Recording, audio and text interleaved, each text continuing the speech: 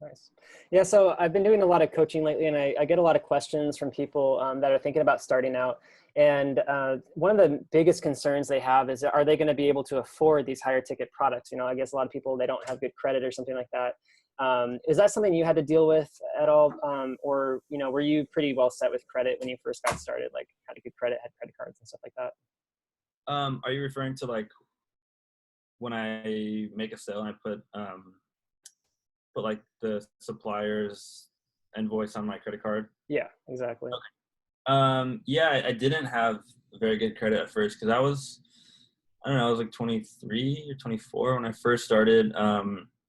But I'm trying to remember what I did. I didn't let that stop me, that's for sure. I think I just applied for a credit card and I told the credit card company that I made like way more money than I did. So I got a pretty high limit. I think I got like a $6,000 limit, which now Nice. that's not very high for me. That wouldn't work now for my business, but uh, it worked then, and it was good enough to make that happen. And then there was a point where I was using like my debit card, my credit card, my other credit card to like put all the suppliers to pay for all the products, you know, as sales were coming in, which is a mess when you want to do your taxes. So I don't recommend doing that. But I just did whatever I had to do, and I didn't like let that hold me back. That never held me back. So I don't know. But I do hear that question a lot now when I do coaching calls as well. So. Yeah.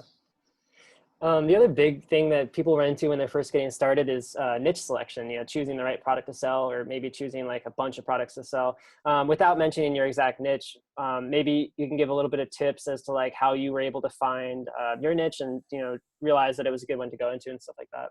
What kind of research did you do? Um, so like certain criteria that I look for when I'm picking a niche, definitely I like to have the average like products price to be personally I like it to be like 800 to like $1,500.